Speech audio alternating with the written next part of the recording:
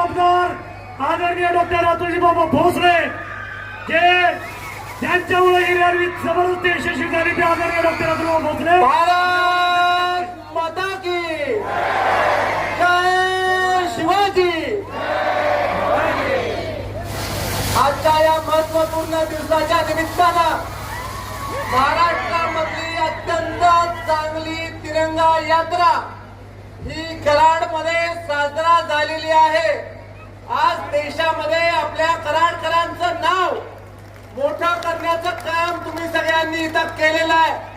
आज खऱ्या अर्थानं मला अभिमान वाटतो तो माझ्या तरुण मित्रांचा।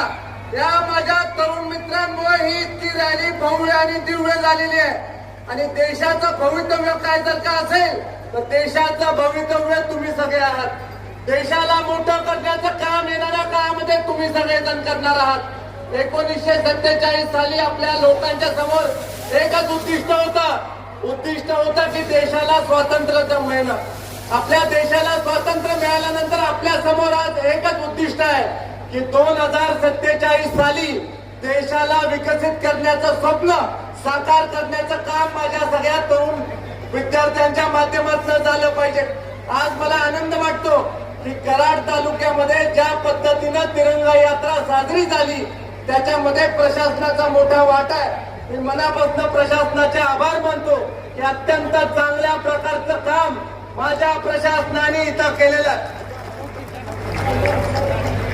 आज 15,000 मुलं एकत्रित करण्याचं काम, 15,000 ज्येष्ठ नागरिक एकत्र करण्याचं काम, 15,000 स्वातंत्र्य सैनिक एकत्र करण्याचं काम, 15,000 एक्स मिलिटरीमन गोळा करण्याचं काम हे आमच्या प्रशासनाने इथं केलेलं आहे। ज्यांनी देशासाठी प्राणाची आहुती दिली, ज्यांनी देशासाठी आपले प्राण गमावले त्यांना खऱ्या अर्थानं माझ्या कराडकरांकडे बघून अभिमान वाटत असेल की किती मोठ्या संख्येनं माझे सगळे कराडकर इथं जमले।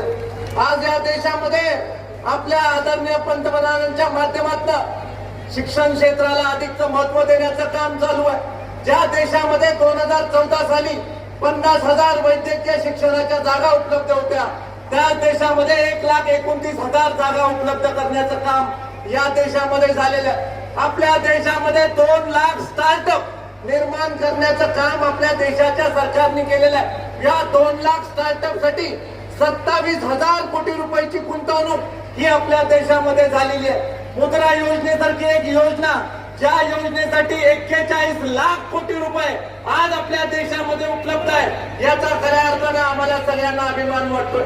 आणि येणाऱ्या काळामध्ये या देशाला बलशाली